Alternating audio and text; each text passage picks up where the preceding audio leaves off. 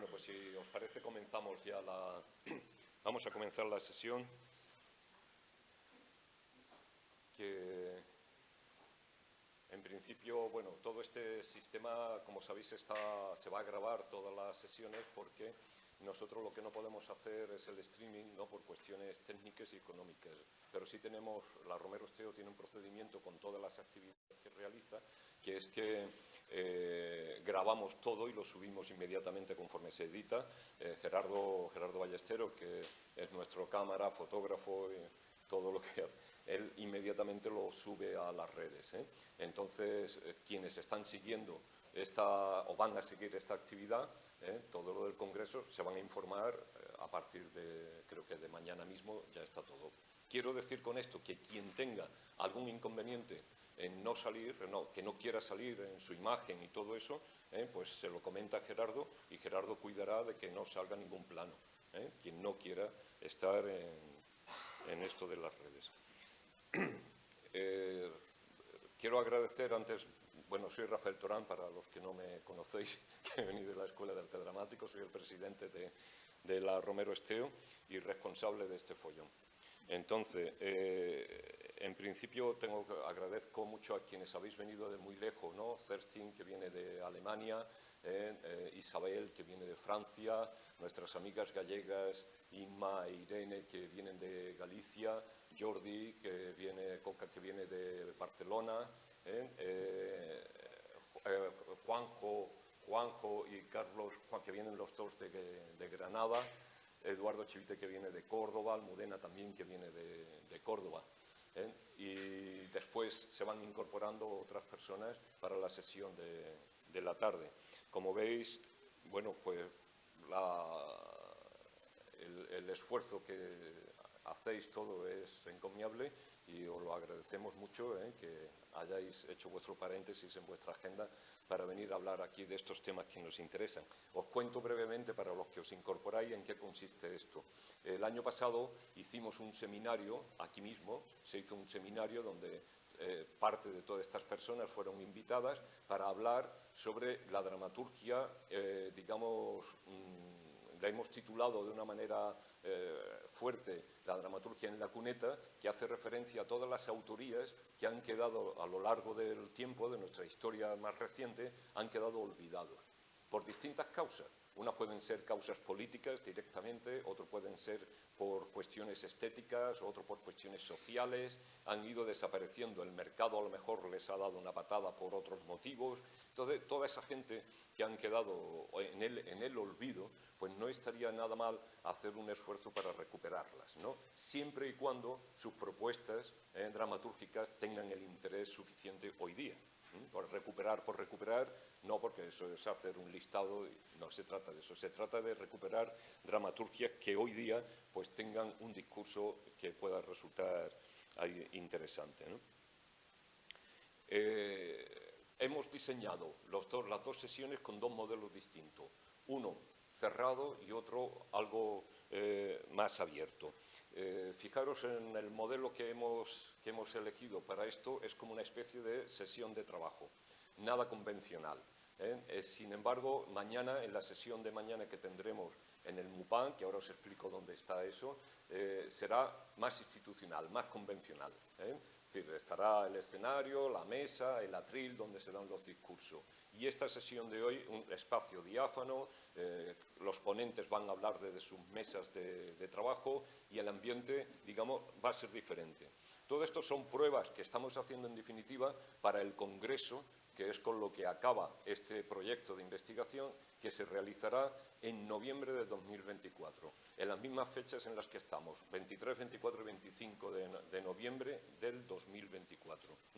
En ese congreso en donde vamos a poner ya las conclusiones de todo. Y ahora mismo lo que hacemos en el simposio es chequear todos los trabajos de investigación. Empezamos en el seminario el año pasado, en octubre, y se pusieron las bases de por dónde iba a ir esta investigación. Se hicieron un par de mesas redondas con nuestras compañeras de París, de la Sorbonne, ¿no? Anne Laure, y también después con Guillermo Heras, que en paz descanse, que falleció poco después. Se hizo una segunda mesa acerca del teatro independiente.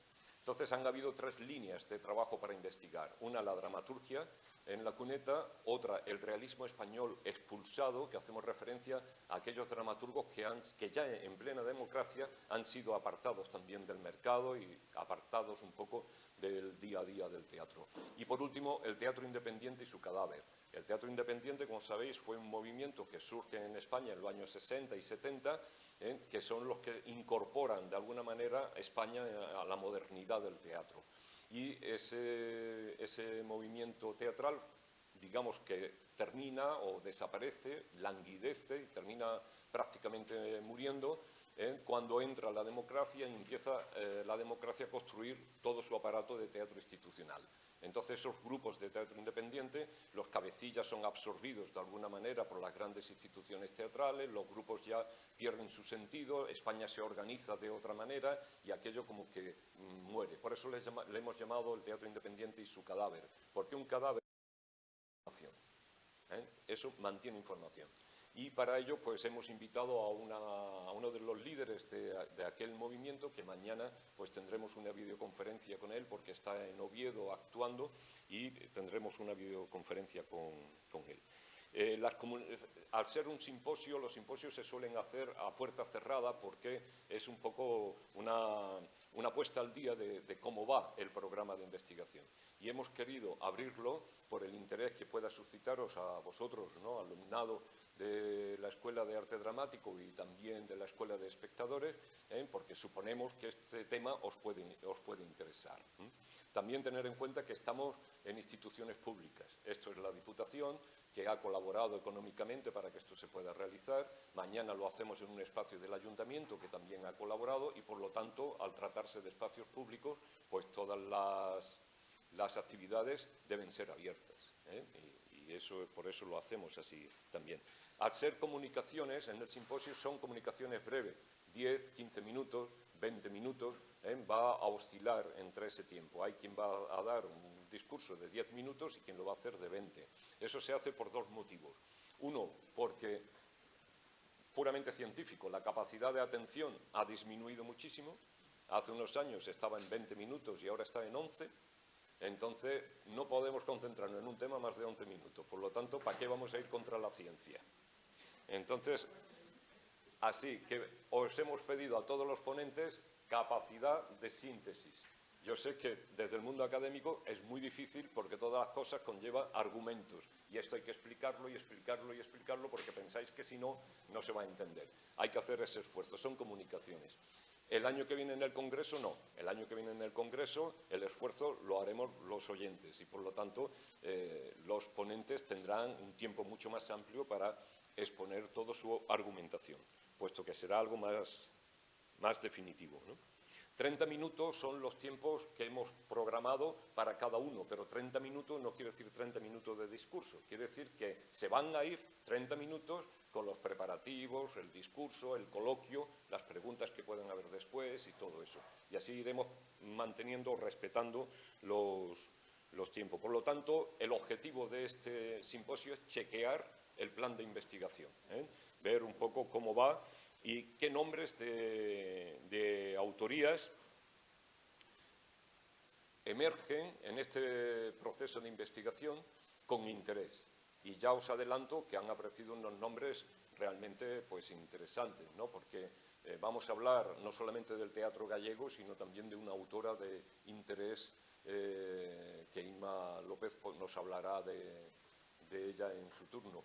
También Agustín Gómez Arco, el almeriense, Paco Benítez, el cordobés, Luis Riaza, con quien vamos a inaugurar, vamos a empezar esto, el propio Romero Esteo. Es decir, que hay nombres muy interesantes que creo que os puede interesar esto. Pero no solamente vamos a trabajar de autores, sino también vamos a presentar a 2 colectivos que encierran de la periferia peninsular, que su trabajo encierra interés.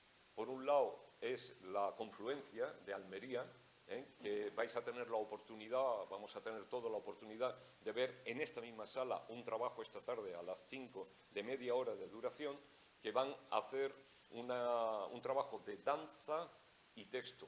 Es decir, la bailarina, sus movimientos los ha diseñado en función a la palabra, es decir, en función al texto que va diciendo una locutora. Entonces, la narradora, que es Ascensión Rodríguez, va leyendo un texto y la bailarina, Leticia Valle, va danzando en función a esas palabras. Esas palabras proceden es un fragmento de una novela del almeriense Agustín Gómez Zarco. La novela se titula Ana no, y de ese fragmento van a hacer este trabajo. Hay una música de fondo que es de un compositor de música electrónica que se llama Juan Manuel Cidrón, y eso lo veréis a las 5 de la tarde aquí, de 5 a 5:30. Y por el otro lado, en el otro extremo opuesto, desde Galicia, está la compañía Serpo Teatro, que Irene Moreira, su directora, está aquí también con nosotros. Y son teatro de resistencia, de alguna manera. Por lo tanto, vamos a ver y a conocer sobre esas experiencias. Vais a tener la presentación de un libro, mañana por la mañana, la presentación de un libro que está centrado en la zaranda, en la compañía de Cádiz, la conocéis, ¿no? La gente de arte dramático. Bueno, pues vais. Y os hemos pedido, bueno, a vosotros decimos mañana, traeros, si vais a venir, auriculares, porque una de las sesiones está dedicada a unos podcasts que han hecho Raúl Cortés y Mercedes Martínez, desde Cádiz y Sevilla, han hecho unos podcasts sobre todo este tipo de teatro y de autores. Entonces, os vais desde vuestros móviles, vais a engancharos y vais a escuchar todo eso. Mañana hay un tema importante también que centra lo que os he comentado, que conectaremos con Agustín Iglesias, que es lo que antes he hecho referencia, y ahí hay una hora prácticamente, porque es una entrevista y él va a estar hablando sobre el teatro independiente.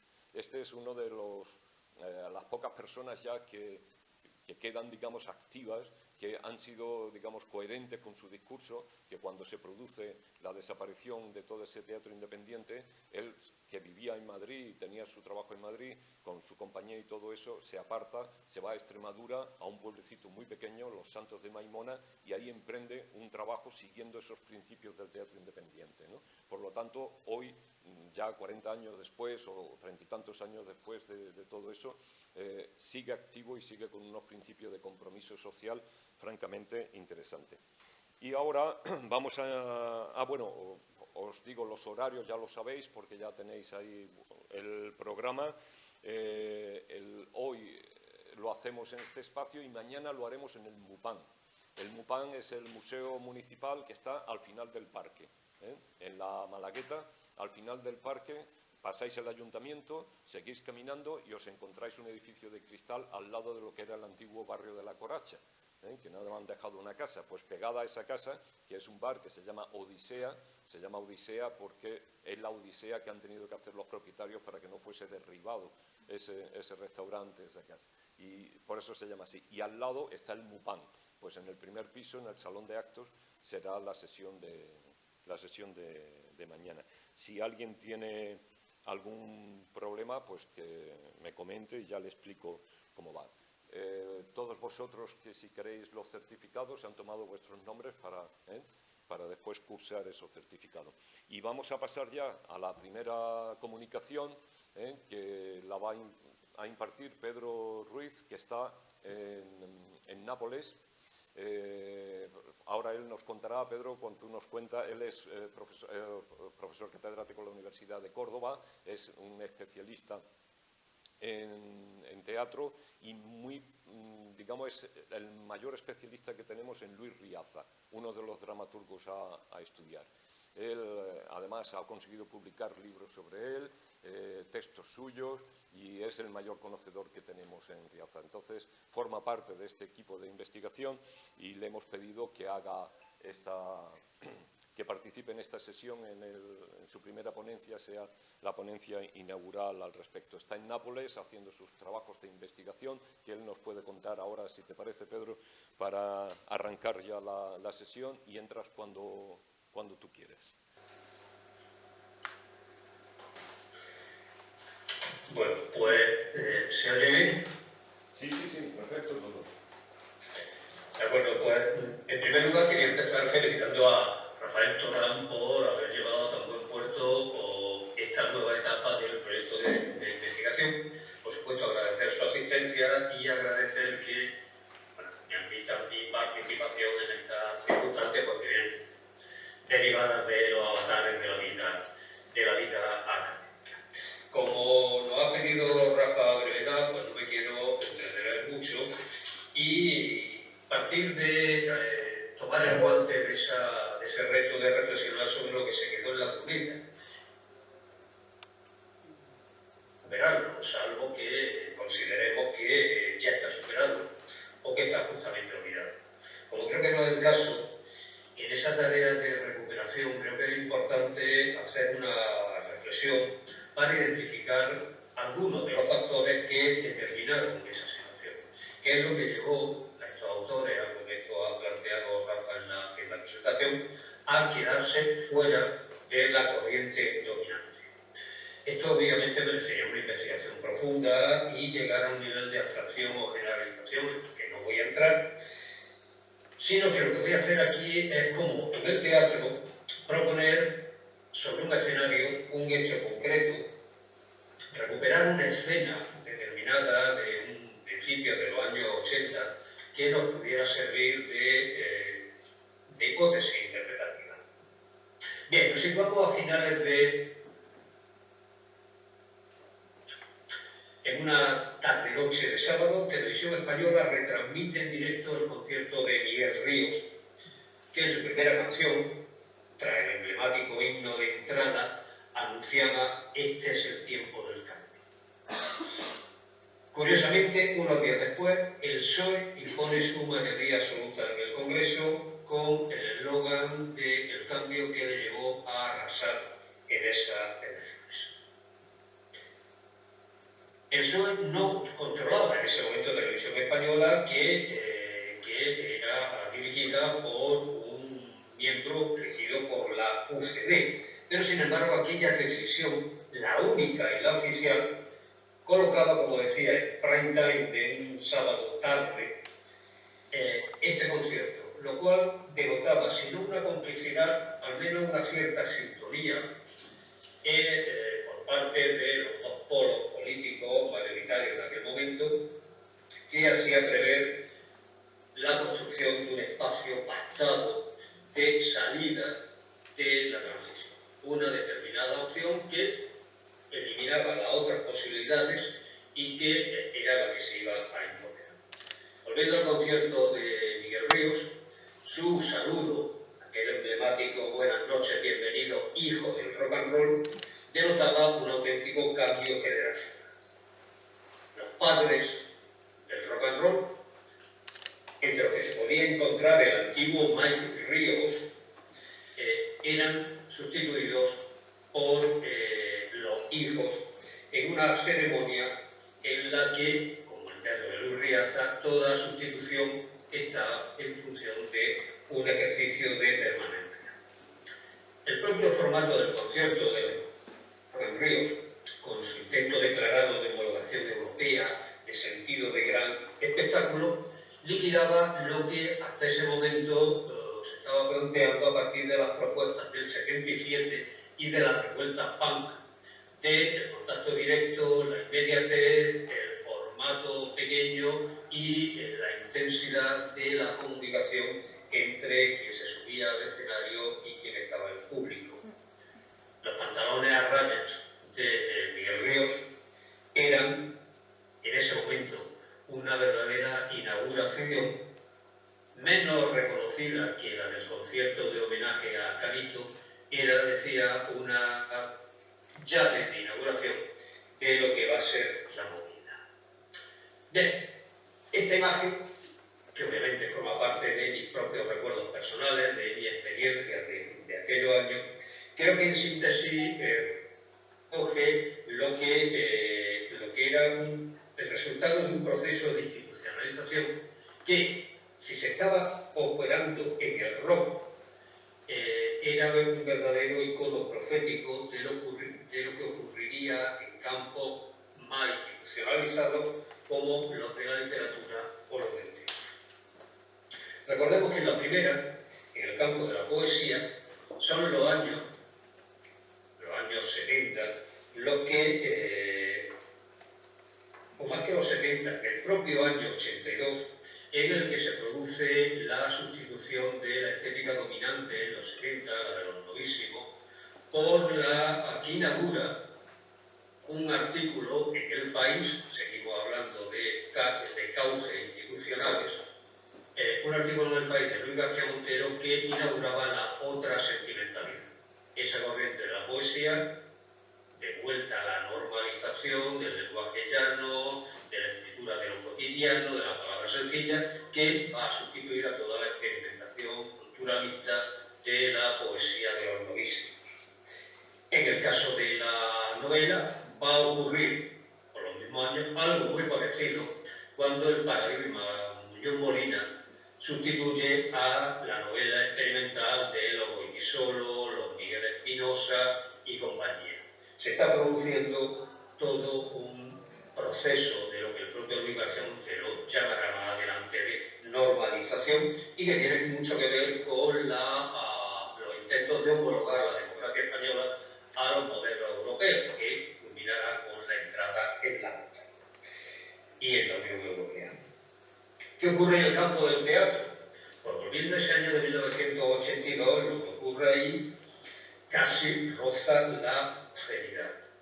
Si tenemos en cuenta que en breves meses José Luis Alonso de Santos pasa de ser uno de los redactores del programa electoral del PSOE en el apartado del teatro a convertirse en lectura obligatoria de COU junto a Antonio Güero Vallejo.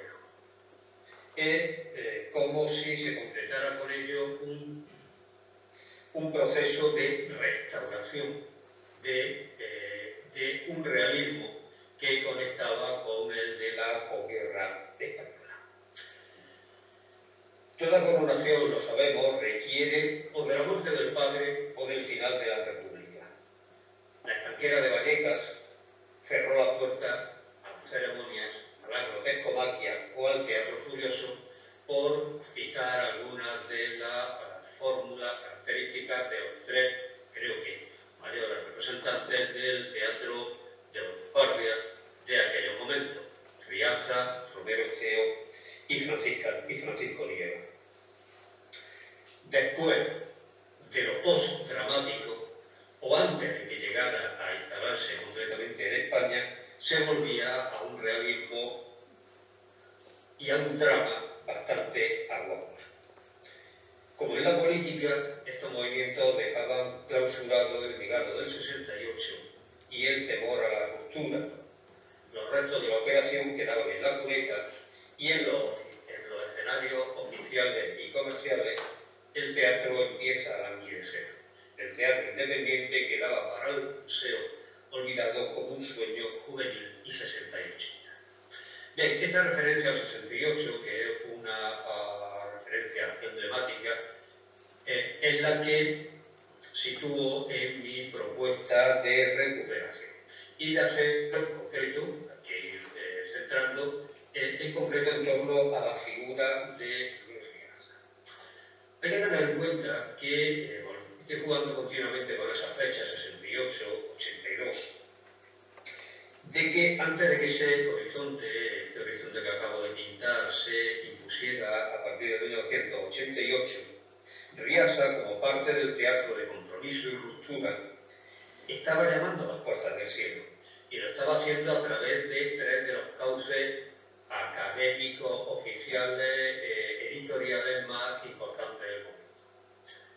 Al principio, en el 78, nada menos que la colección Letras Hispánicas de Cátedra, aquella que fijaba en el canon, daba acogida a la edición de dos de sus obras más emblemáticas: El debate de los machos y el sonido de la hembra y El Palacio de los Monos.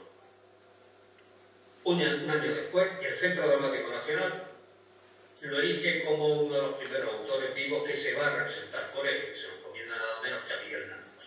Y resulta de ese montaje, de retrato de dama con perrito, Luis Riaza gana el Premio Nacional de la Crítica. Es decir, está, como decía antes, tocando las puertas del siglo. Sin embargo, después de eso, como el soneto de Cervantes, fuese y no hubo nada. Llegó el silencio más absoluto, llegó la caída, llegó la la obliteración, se quedó en la cuneta. ¿Por qué ocurrió eso? Pues creo que en parte por alguna de las razones señaladas y porque en esos momentos se estaba intentando liquidar lo que coincidía en gran medida con la génesis de que quería situar ha hablado Rafael Torrán también de esto, del teatro independiente, y más concretamente en un punto en el que me voy a centrar, que es el Festival de Sitges. Ese Festival de Sitges que surge precisamente en el año 67, que tiene un cierto recorrido y que acabará a la altura del principio de los años 80 casi diluyéndose como la lágrima en medio de la línea. Bien, centrándonos en Riaza, ¿qué es lo que estaba haciendo Riaza? Podría ser un dato de qué estaba sucediendo en la escritura y el teatro en ese momento. ¿Qué estaba haciendo Riaza en el entorno del 68? Y lo tomo esta pregunta para la construcción de una nueva imagen con un cierto valor. Bien, en estos momentos Riaza no solo está escribiendo teatro, también está escribiendo poesía. Y en esa poesía a la que me acerco para mostrar que la estética que comparte con su teatro tiene también un carácter de generalidad que se puede extender a los fenómenos, al panorama de la escritura en esos años. En la poesía se localizan al menos 3 textos inéditos que me parecen de gran interés. El primero, inédito hasta hace muy poco. El primero es Como la araña, como la anaconda, que ganó un premio de poesía en 1966. Le sigue otro texto que se presentó, pero no ganó un premio en ese año, La jaula de los monos. Y finalmente, otro texto mucho más complejo que es el que deriva de escritura en distintas fases, que es lo que concluye en torno a principios de los años 70 en la Nueva Divina Comedia. ¿Qué aunaba todos estos libros de poesía? Pues yo diría que en primer lugar un fuerte compromiso social, incluso político, en aquellos años de resistencia antifranquista, una férrea voluntad de experimentación formal, de exploración de caminos nuevos, de tensión del lenguaje para llevarlo a sus máximos niveles, y otro aspecto importante que era la superación de los encasillamientos genéricos, porque en estos textos que he llamado de poesía podríamos perfectamente caracterizarlos como transgenéricos, en el sentido de que mezclan narratividad, drama, forma teatral y dándole al lirismo un carácter completamente novedoso cuando lo invirtiendo. Tiene un fuerte componente, un fuerte trasfondo culturalista, pero al mismo tiempo hay un descenso a lo que podríamos llamar los sótanos del lenguaje. La forma más popular, más degradada, más creativa, más quevedesca. Quevedo, una de las figuras a las que se alude y se pone como referente en La jaula de los monos, con ese carácter de ruptura y de desacralización de la palabra. Con lo cual se plantea una fuerte dosis de metareferencialidad, porque lo que crítica es justamente la propia escritura literaria, la propia escritura poética, que es lo mismo que va a hacer en su teatro, justamente el teatro que da la cara por primera vez en el entorno del Festival de Sitges, justamente el año de 1968. El Festival de Sitges había comenzado en el año anterior, 1967, y se mantiene con una cierta estabilidad hasta el 2004, con cambios un poco obligados como el paso de ser un festival nacional a convertirse en un festival internacional. ¿Qué caracterizaba al teatro de Sitges y que nos da algunas líneas por donde podrían ir o por los que podríamos atender para ese tipo de recuperación?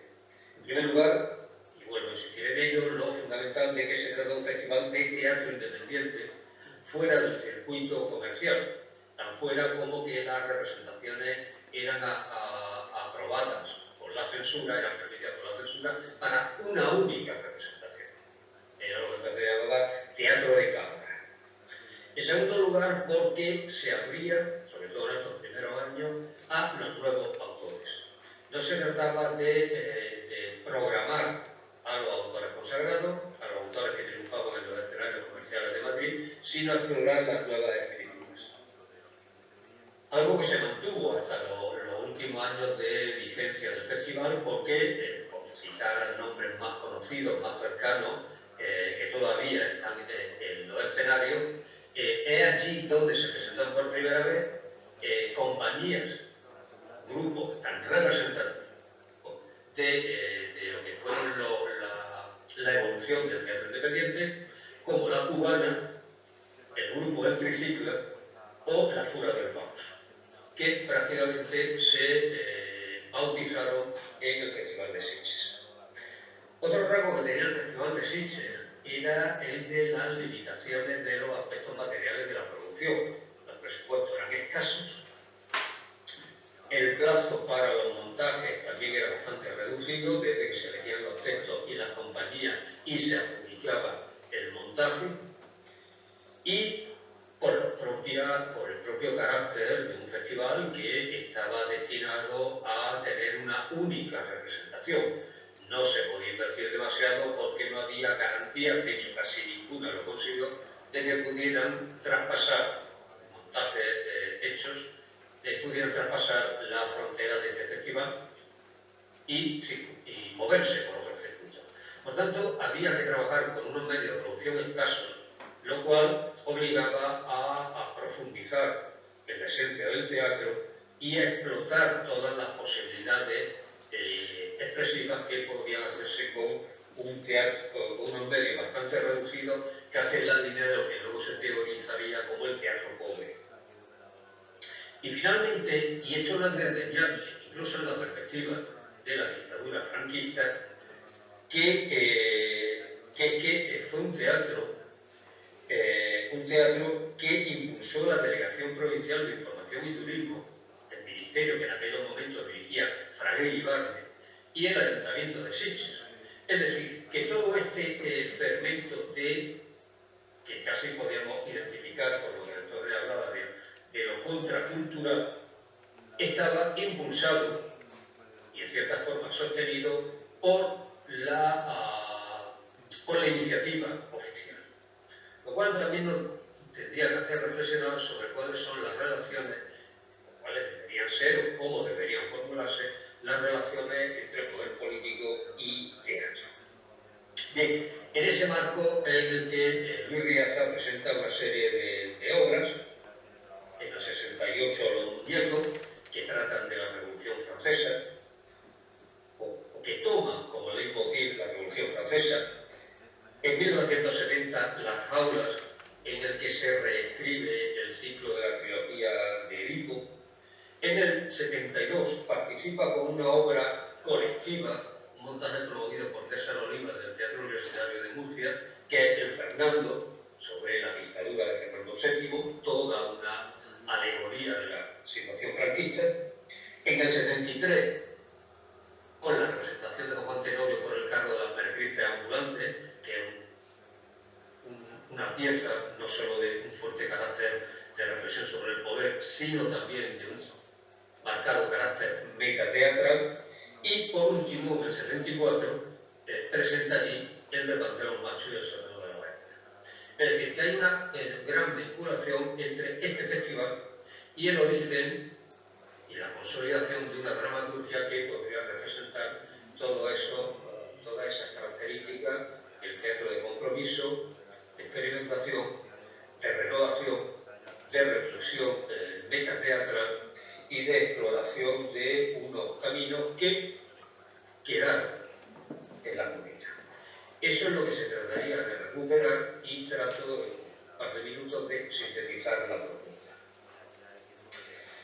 Una recuperación que debería hacerse en conexión con los nuevos discursos que de alguna manera se están generando hoy sobre las tablas y que podrían conectar con los componentes más valiosos, más vivos de aquellas propuestas estéticas de hace ya 50 años. ¿Dónde habría que centrarnos? Pues creo que fundamentalmente en un replanteamiento del lugar del teatro en la vida social. ¿A qué me refiero con esto? En primer lugar, a que el teatro debe recuperar, debe revitalizar esa condición de espejo, pero espejo deformante, no de mera imagen realista costumbrista, espejo iluminador de lo que ocurre en la sociedad. El teatro debe ser una pantalla especular en la que podamos ver qué es lo que nos sucede como comunidad, como colectividad. Pero en segundo lugar, también, cuál es la particularidad del teatro dentro de los actuales medios de comunicación y de expresión artística. ¿Cómo puede plantearse hoy el teatro en medio del desarrollo de todos los medios audiovisuales de comunicación, expresión, que están dando un paso más en la sustitución de la realidad? Si el teatro es una imagen de la realidad, el cine es una imagen de la realidad.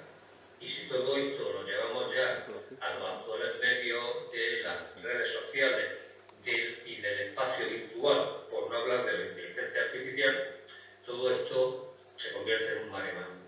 En ese marco, ¿cuál es la peculiaridad? ¿Cuál es la potencialidad del teatro para tener su propia definición frente a los otros modelos? Una estrategia de asimilación, desde mi punto de vista difícil, de los nuevos medios audiovisuales, de los nuevos lenguajes impuestos por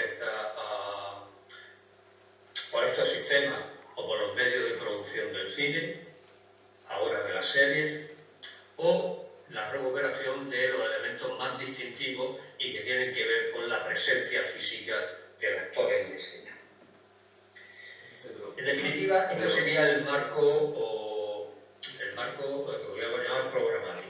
Pero me gustaría, ahora ya sí, para concluir, decir que todo esto, y estamos hablando de algunos autores que lo requieren, no puede ser sin la recuperación de sus textos. Y en ese sentido, exponer la experiencia que ha supuesto la creación, a punto ya de salir a la luz, del portal Luis Rigaza en la biblioteca virtual Miguel de Cervantes, en la que ya se han incluido algunas ediciones que hemos realizado María Jesús López Montilla, que está conectada, y quien le habla, y que ha permitido recuperar una buena parte de esos textos, concretamente como La araña, como la anaconda, La nueva Divina Comedia, Los círculos, Los muñecos, y está a punto de salir Las fábulas. Creo que esta es una buena vía. Creo que esto, obviamente, es una forma de mantener, de no perder, pero también de difundir los textos. Se trata de un repositorio, que es un repositorio, de una fuente generadora de nuevas propuestas teatrales, teniendo en cuenta que se pueden colgar allí tanto textos como archivos audiovisuales de montajes. Creo que es una vía que merece la pena explorar, que está al margen de los condicionantes ideológicos y comerciales de otros cauces de comunicación y que es una vía, me parece, de interés para empezar a recuperar los textos que son los que nos permitirán recuperar las propuestas estéticas e ideológicas de aquellos años 60, 70, que identificamos con los del teatro independiente y que permitirían, desde mi punto de vista, un impulso a la revitalización del teatro en la actualidad. Gracias. Muy bien, muchas gracias, Pedro. Tenemos 4 minutos, no más. Pedro, va a haber un problema técnico, se va a cortar tu comunicación, pero ahora te volvemos a mandar un enlace para que puedas mantenerlo. Si hay alguien que quiere hacer alguna pregunta en estos 4 minutos que quedan, porque ha consumido prácticamente el tiempo que había.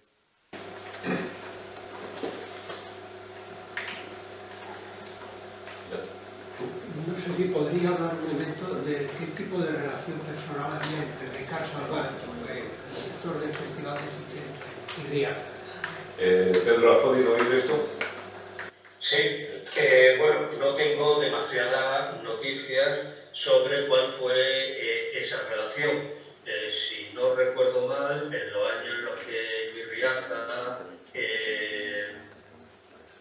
vemos montada su obra en el Festival de Sitges, el papel de Ricard Salvat no era tan relevante, y luego obviamente en la trayectoria estética de Salvat, pues hubo algunas diferencias, o siguió caminos divergentes de la propuesta teatral de Luis Riaza, más allá de las relaciones que pudiera haber en esos círculos. No me consta que hubiese una relación muy fuerte o mucho menos una propuesta de coincidencia estética o de iniciativas compartidas. Vale. ¿Alguna cosilla más? Esto que ha sugerido, bueno, el portal Luis Riaza de la Biblioteca Virtual Miguel de Cervantes, la verdad es que es una plataforma estupenda para poder dar a conocer estos textos, ¿no? Más que la complicación de la edición, ¿no? Supongo, Pedro, que es la vía más directa y más fácil en estos momentos para que los textos sigan presentes al alcance de los lectores. En términos prácticos, tiene 2 ventajas que me parecen muy importantes, y hablo también desde la experiencia de mi trayectoria académica, ¿no? En primer lugar, y esto no es baladí, es gratuito. Es decir, a diferencia de lo que nos está ocurriendo a los profesores de universidad, la editorial no nos cobra por publicar, lo cual no deja de ser algo importante. Y fundamentalmente si se trata no de publicar una obra, sino de publicar un buen número de obras. Entonces esto me parece fundamental. Otra ventaja es la inmediatez. El último libro mío, libro en papel que acaba de salir, pues lo ha hecho 3 años después de que yo entregara a la imprenta el original. La experiencia que con la publicación de textos de Riaza es que entre que mandamos la última versión ya revisada y el acceso, o sea, su publicación, pues puede pasar 7 días, como mucho. Y en tercer lugar es que esto permite un acceso universal. Se pueden consultar desde cualquier punto y en cualquier momento, cosa que no ocurre con los libros en papel. Si a todo este reunimos sumamos la posibilidad de reunir la obra de Riaza con la de otros autores, de hecho el proyecto es que se vincule el portal de Riaza dentro del macroportal que ha propuesto la Asociación de Autores de Teatro. Pero imaginar que existe un portal sobre teatro independiente o un portal que se llamara Teatro en la Muleta. Claro, esto permitiría hacer una reunión y poner en diálogo unos textos que el libro tradicional no permite. Vale, muchas gracias, Pedro, por tu ponencia. La sugerencia es esta. Lo vamos a tener en cuenta porque efectivamente esto puede ser una plataforma idónea también para el propio Romero Esteo y para otros autores, para Gómez Zarcos, para Benítez, para muchos de los autores, para Giovanna Torres posiblemente, ¿no? Bueno, podemos estudiar eso. Son las 11 y vamos a intentar respetar el ritmo, ¿no?, y el turno. Acordaros de lo que hemos comentado, que la media hora también es para que haya un pequeño tiempo de relax, porque para que no estemos atentos a una cosa, atentos a otra, para que podamos hacer. Ahora va a intervenir Kerstin, que va a ser presentada por Isabel Rec, y ella nos va a hablar de un texto de Agustín Gómez Zarcos, y que creo que va a ser uno de los autores que, digamos, va a despuntar en este seminario.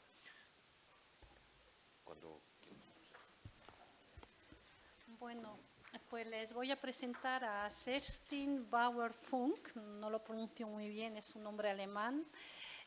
Proviene de la Universidad de Münster, en Alemania, un poco al norte. Y Kerstin es la única especialista de teatro español contemporáneo actualmente en las universidades alemanas.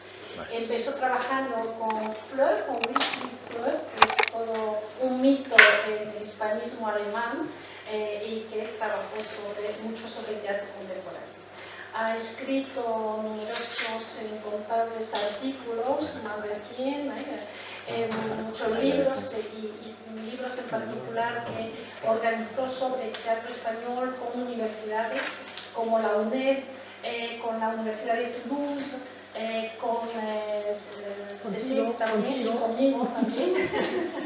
Bueno, o sea que realmente la Universidad de Münster es un foco importante para el desarrollo de los estudios y todo ese tipo de trabajo que estamos llevando a cabo de tipo histórico, historia del teatro reciente en Münster, que además tiene desarrollado los intercambios en relaciones con distintas instituciones españolas, y está pensando en las ESADES también, como en Estrasburgo.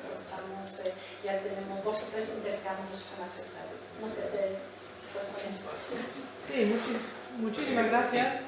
Muchísimas gracias a Rafael por la invitación, también a Isabel por esta presentación tan amable, tan cariñosa. Entonces, sí, es una alegría enorme estar aquí y hablar sobre los 2 dramaturgos cuyas obras me fascinan ya desde hace más de 20 años, algo así, 25 años. Entonces, sí, hoy hablaré en primer lugar sobre una obra de Agustín Gómez Zarcos que se llama Interview de Mrs. Muerta Smith por sus fantasmas. Y voy a presentar algunas ideas sobre la pieza y el discurso metateatral que se plasma en esta obra. Como sabido es, Agustín Gómez Zarcos nació en Almería en el año 1933 y se murió en París en el año 1998. Abandonó España en el año 1966 debido a los continuos conflictos con la censura franquista. Se instaló en París, donde rompió radicalmente con su obra literaria anterior. Abandonó su lengua materna y se pasó al francés, que a partir de entonces le sirvió de nueva patria literaria. El autor reveló en una entrevista la subversividad de su pensamiento y el carácter rebelde de su escritura en lengua extranjera. Cito lo que decía él en una interview. Cito: esta peligrosa aventura de escribir en una lengua extranjera es, a mi entender, el acto de rebeldía más excitante, más enriquecedor que el escritor puede perpetrar, obligándole a ser doblemente consciente y doblemente responsable de su voluntaria libertad de expresión. Resumo: la censura crea exilio, el exilio crea bilingüismo y el bilingüismo libertad de expresión. Es una libertad fuera de la ley, una libertad paria o apátrida. Fin de cita. Se trata de una voz apátrida buscadora de libertad que solo puede, por tanto, como él decía, articularse en una lengua extranjera. Al igual que sus personajes literarios, el dramaturgo es él mismo un emigrante y un arraigado que en París, ciudad que él mismo se niega a hablar de exilio, dirige su lucha contra el olvido, dando voz a las víctimas de la dictadura franquista. En sus novelas, escritas en francés, hace suya la misión de denunciar las atrocidades del franquismo, como son la miseria económica y los años de hambre tras la Guerra Civil Española, la división del país en vencedores y vencidos, la marginación política, la opresión, la persecución y el encarcelamiento de los disidentes políticos y, por último, la intolerancia y el fanatismo religiosos, la moral sexual represiva y la hipocresía moral. Por ello, la historiografía literaria española debería interesarse también por una reivindicación del dramaturgo. En el año de la muerte de Franco, Gómez Arcos, ya había empezado a asumir los traumas nacionales y a saldar cuentas con el régimen dictatorial, mientras que en España no se empezó a asumir el pasado hasta mediados de los años 80. Sin embargo, pienso que Gómez Arcos nunca obtuvo en España el reconocimiento que tuvo en Francia, aunque desde entonces ya ha habido varias publicaciones y actos en honor a su persona y su obra. A pesar de este olvido, entre 1991 y 94 sí se estrenaron 3 obras dramáticas suyas, con lo cual se realizó una muy tardía, pero también muy corta, Operación Restitución, término forjado por Francisco Ruiz Ramón en el año 1979. Como él, Francisco Ruiz Ramón, lo ha expuesto, la Operación Restitución, destinada a estrenar textos prohibidos del pasado inmediato, constituye la segunda fase de la Operación Rescate, misión que consistió en estrenar en el nuevo presente intencionalmente democrático algunos de los grandes textos dramáticos españoles. Fin de cita. Además, Francisco Ruiz Ramón ha señalado en el mismo artículo que solo las obras de autores realistas, de los cuales Agustín Gómez Arcos formaba parte al iniciar su carrera teatral en España en los años 50, lograron cosechar un éxito apoteósico, mientras que Francisco Nieva y Fernando Arrabal, en tanto que autores no realistas, fueron de nuevo víctimas de un fracaso debido a, cito a Sanz Villanueva, debido a una falta de experiencia del público. Como punto de partida de mi análisis de esta obra, Interview de Mrs. Muerta Smith por sus fantasmas, sirve un breve resumen del argumento del texto, ya que tal resumen revelará que se trata de una obra teatral que continúa la tradición que viene de Valle Inclán, pasando por el Teatro de la Crueldad, Beckett e Ionesco y el Teatro Pánico de Arrabal, para conectarse de nuevo con el arte dramático español contemporáneo. Interview de Mrs. Muerta Smith por sus fantasmas es una obra en un acto.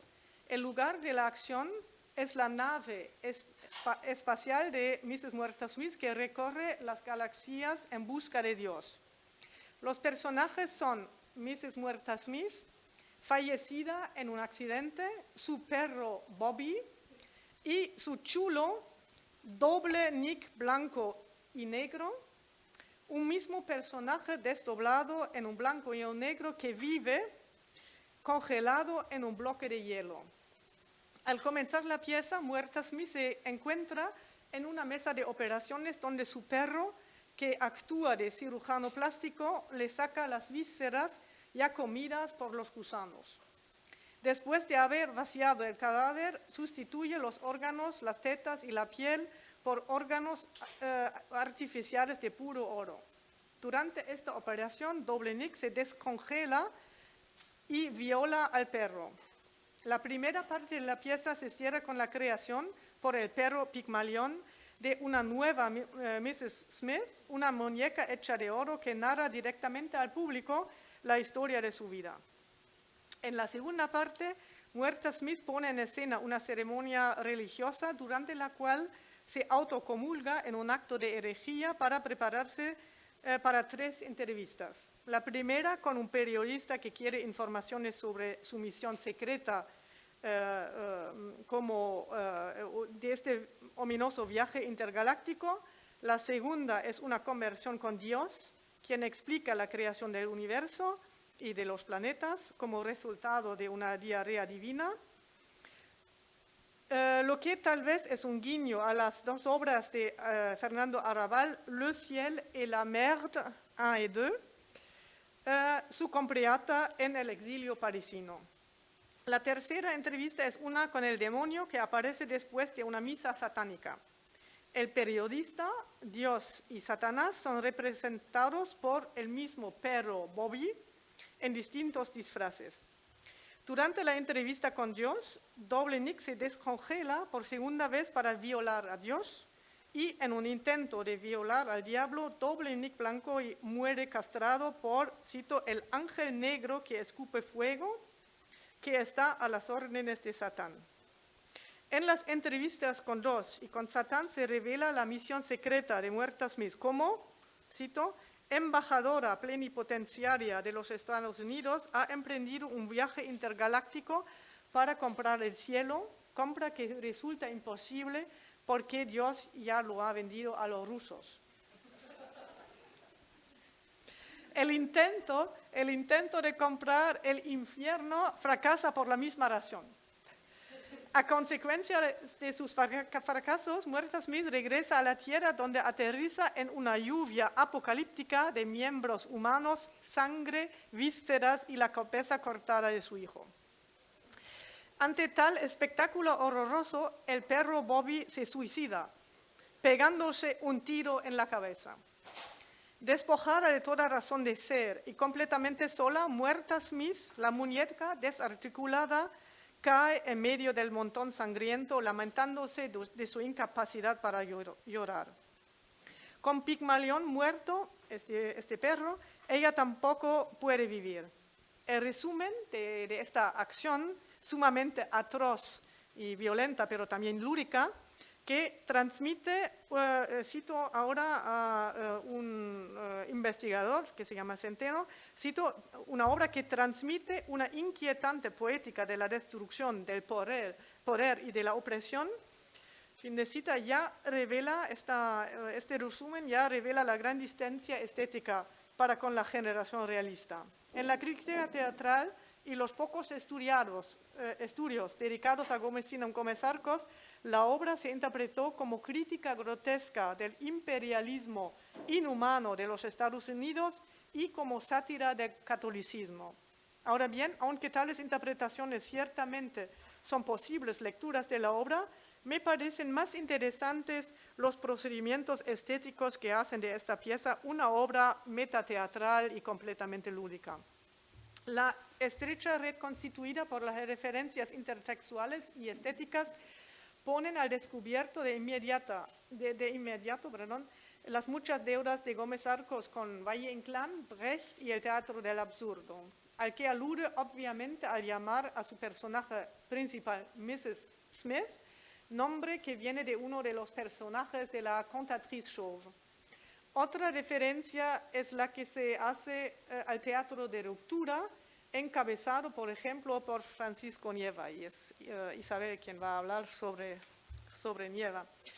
Al teatro pánico también se emparenta por la voluntad de crear un ámbito de violencia y de choque que quiere implicar al espectador en la vivencia de esta situación, creada por el dramaturgo mediante una muy cruda plasticidad de imágenes, como son el despedazamiento de Muerta Smith, el vehículo espacial construido por un precio de, cito, 2.000 millones de vidas humanas escogidas entre los países del tercer mundo por su conocida resistencia a todo tipo de catástrofe. Fin de cita, las distintas violaciones, la castración de Doble-Nick Blanco, la cabeza cortada del hijo y el suicidio del perro. Situaciones grotescas, todas ellas configuradas como rituales o ceremonias a través de los cuales se celebran otras tantas formas de violencia y crueldad. Tal importancia otorgada a la crueldad, así como los temas de la muerte, del genocidio, de la soledad, aluden con nitidez al teatro de la crueldad de Antonin Artaud. Esta estética de la crueldad y del choque la resume Gómez Arcos en una entrevista. Cito: "El arte, si no es revulsivo, está muerto. De ser sujeto pasa a ser objeto. Deja de ser arte, se convierte en bibeló". Fin de cita. Después de haber esposado la complejidad estética e intertextual de la obra, propongo en lo que sigue un acercamiento más bien teórico a Interview. El punto de partida es el mismo título de la obra, Interview de Mrs. Muerta Smith por sus fantasmas, así como el comienzo del drama, es decir, la escena del despedazamiento de la protagonista, que proclaman, a mi modo de ver, la muerte del personaje teatral. Con tal punto de partida se desarrolla ante los ojos de los espectadores un metadiscurso sobre el personaje teatral moderno. El primer paso emprendido en este proceso por Gómez Arcos consiste en reducir la concepción del personaje a sus raíces etimológicas. Las palabras griega y latina significan, como es sabido, máscara, y de hecho son puras máscaras las figuras de Muerta y el perro Bobby, que son conscientes de sus diversos papeles. Como lo formula la protagonista, interpretamos un guiñol de costumbres. La primera parte del drama nos presenta la disolución del personaje visualizada por el despedazamiento de la protagonista. Como lo hemos oído, Bobby vacía el cuerpo de la mujer fallecida al sacar las vísceras y luego presenta a un cadáver como personaje principal. Así se manifiesta la deconstrucción del personaje tradicional, constituido este último, como es sabido, por rasgos característicos coherentes, como son edad, posición social, estado físico, moral y sociológico, cualidades pues que tienen la función de garantizar la credibilidad y la verosimilitud del personaje en el sentido tradicional. Esta deconstrucción del personaje convencional de corte realista se opera mediante procedimientos típicos de la dramaturgia moderna del siglo XX, como la muñequización y robotización.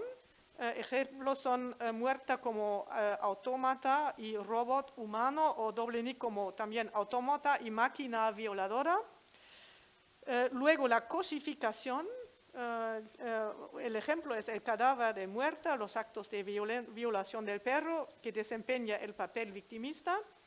Luego la animalización de lo humano, el perro o Bobby, Doblenik como representación de los instintos animales. Y finalmente la utilización de personajes fantasma que desempeñan tradicionalmente en el teatro el tipo del no personaje, no personnage, según Pavis, y contribuyen así a la negación del concepto del personaje convencional.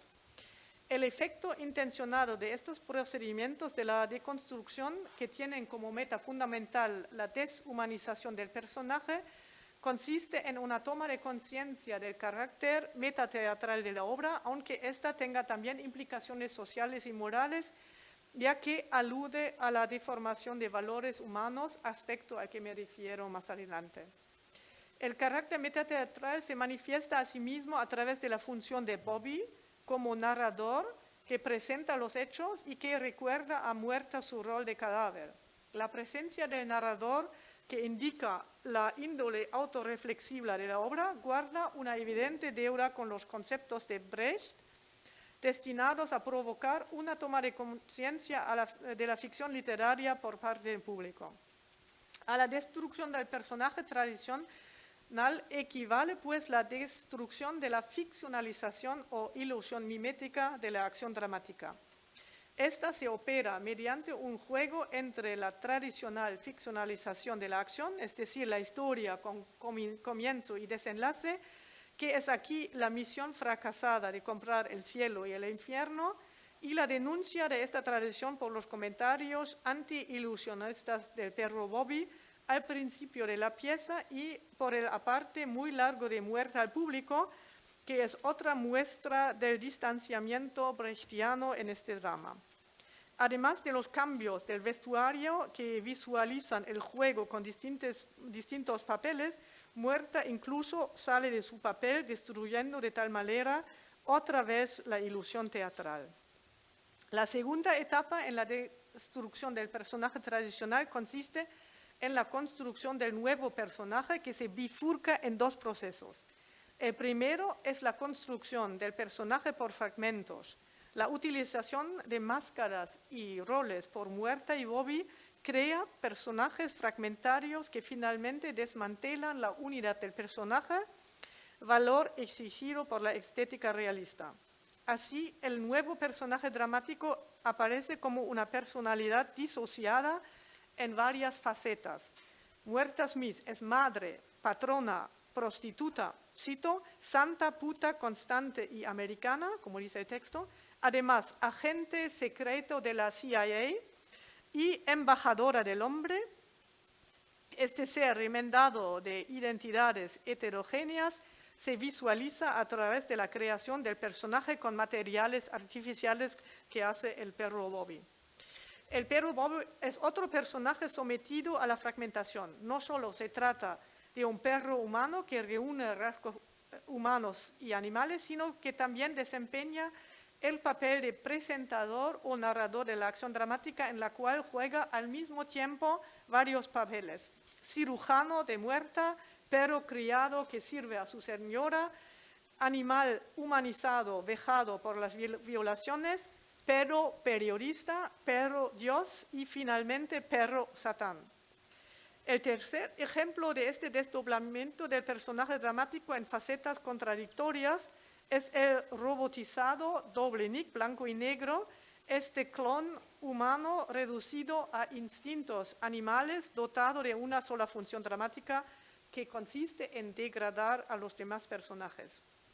Las sucesivas transformaciones experimentadas por los personajes conducen a una destrucción sistemática de la coherencia del personaje dramático, con el resultado de que al final de la obra solo quedan en la escena disfraces vacíos, restos mortales y autómatas quebrantados, resultado al que alude a sí mismo el perro Bobby cuando habla de su señora. Dice sobre ella: eternidad metálica, programada, sin posibilidad de error, sin vicios, sin virtudes. Fin de cita. El segundo proceso de la construcción de un personaje nuevo y en absoluto tradicional se desarrolla a nivel teatral, ya que se indica la creación de máscaras como negación de la construcción del personaje literario tradicional. Gómez Arcos nos plantea, pues, la creación de una mujer artificial, de una muñeca de oro, es decir, de un ser ficticio y fantasmagórico. A nivel metadiscursivo, la creación de la mujer artificial no solo se presenta como un juego intertextual con una tradición literaria que viene de lejos, sino que se entiende sobre todo como visualización del acto de construcción del personaje ficticio, acto que tiene en esta obra una función anti-ilusionista. Ni siquiera los robots y autómatas, estos seres imaginarios destrozados y sin vida, logran crear la ilusión perfecta de un juego teatral. Así, el rechazo de la fórmula realista por parte de este teatro del delirio señala un viaje estético que emparenta a Agustín Gómez Arcos a los dramaturgos como Riasa, creo, y también como Nieva. La nueva forma de presentar el personaje dramático afecta también el tiempo y el espacio dramáticos. La muerte física del personaje, aún vivo, no solo aniquila la ordenación lógica del tiempo, la ordenación lógica del espacio queda también destruida por la amalgama de dos espacios tradicionalmente incompatibles, el reino de los vivos y el reino de los muertos, amalgama simbolizada por el vehículo espacial herméticamente cerrado y congelado. Durante su viaje intergaláctico a través del cielo y del infierno. Tal liberación de los conceptos temporal y espacial conduce a un despliegue de proyecciones fantasmagóricas que son los sueños y los fantasmas del cadáver. De esta manera son negados como categorías fundamentales de la dramaturgia realista el tiempo y sobre todo el espacio, término con el cual Gómez Arcos juega un poco porque crea un juego de palabras al evocar tanto su acepción de tablas, el escenario, el espacio dramático, como la acepción de la palabra como cosmos. Se abre entonces un escenario sobre el cual pueden actuar los fantasmas que aluden claramente al carácter ficticio no solo de esta obra, sino del teatro en general. Así pues, los personajes, estos fantasmas o no seres relacionados con la muerte, que actúan en un lugar y un tiempo fuera de toda verosimilitud, se difuman al final en un ámbito surrealista que subraya el carácter irrealista de la pieza y que parece celebrar, de hecho, la muerte del personaje teatral en general. Muchísimas gracias. Gracias. Tenemos ahí apenas 2 minutos o 3 por si queréis comentar algo. A mí, desde luego, me ha interesado mucho esto que te he escuchado decir de la conexión que se puede establecer de Gómez Zarco con Nieva y con Riaza. No se me había ocurrido eso. Sí, sí, muy interesante, porque él escribe desde fuera, ¿no? Escribe en Francia, pero se conecta así con los dramaturgos que se han quedado en España. Eso es bastante interesante, ¿no? Sí, pero Nieva, por ejemplo, la obra de la Cruzada del Perro de Tormenta se escribió en París, se escribió en su exilio, entre comillas, porque regresó a España en el 64. Pero Riaza estuvo mucho en París. Y creo que hay otro, habría que pensar en Copí y Alfredo Arias, que van en París, y en Jean Genet también. Y yo creo que hay también todo esto que está como está en Francia, está en todo este... Porque El teatro absurdo, ¿no? En este ámbito del teatro sí, de pero la va más allá de lo que hace Arrabal, por ejemplo, y está más cerca de Copí, que Copí trabaja más sobre la cuestión del género, el transgénero, etcétera, pero bueno, la mise, Schmitz muerta y con el diálogo fantasmado, encuentro que es una estética bastante delirante como la de Copí. ¿Las 3 obras que se estrenaron del 91 al 94 fue en Francia o fue en España? No, en España. Aquí en España. Sí, sí. Y además en el 94 se le otorgó el Premio Nacional de Literatura Dramática. Sí. Entonces había un reconocimiento bastante corto y no sé qué, después ha caído otra vez en el olvido, ¿no? Como dramaturgo, pero los Bueno, investigadores sí. a mi lado continúan, creo, un poco esta... Casualmente se han sentado biografía. juntos los 3 que están trabajando sobre Gómez Zarcos, porque tanto Carlos como Juanjo, jóvenes investigadores, están recuperando el nombre de Gómez Zarcos. Ya cuando llegue el momento se hablará, pero ya desde sus investigaciones pues han salido iniciativas en la Universidad de Almería muy interesantes a este respecto. Llegará el momento. Kerstin, muchas gracias y muchas gracias a tu universidad, porque gracias a su ayuda económica pues ha facilitado que tú estés aquí, lo mismo que la Universidad de Estrasburgo, que corre con los gastos también de nuestra compañera Isabel Rec, que a continuación va a dar su comunicación. Si brevemente alguien quiere hacer algún comentario antes de entrar en esta ponencia sobre la anterior. Yo te quería preguntar desde el total desconocimiento, porque por cosas que has dicho me recuerda mucho Gómez Zarcos a Genet y a Artaud, por supuesto. ¿Y qué relevancia tuvo en la escena parisina? En su presencia allí, claro, él se exilia de alguna manera, bueno, que no lo reconoce, pero aquí ha sido olvidado, expulsado, pero allí que... En Francia se hizo famoso más bien como narrador. Ha escrito muchas novelas en Francia y ha sido muy premiado por sus novelas. Entonces, no sé cómo fue la recepción de su teatro en Francia, pero los dos saben quizá más en este ámbito más que yo. Pero en Francia, solamente lo digo, a partir del año 1975 gana muchos premios muy importantes en Francia por sus novelas. Entonces yo creo que, creo que la recepción como autor es más como novelista. O sea, como dramaturgo no tuvo la relevancia que... Sí. Bueno, no consigo actuar en un café teatro, pero como novelista Sí, sí, sí. Entró en el circuito de concurso también. Pero también como era más Sí, claro, porque él lleva un concurso, ¿no? Quedó finalista, eso es lo que me sonaba. Decía que como cuando aparece en la finalizado francés, no podía... Ya. De todas formas, yo creo que sí que tuvo una buena acogida, por lo menos en los círculos de los cafés teatro, porque de hecho su carrera como novelista comenzó a raíz de una representación de su obra.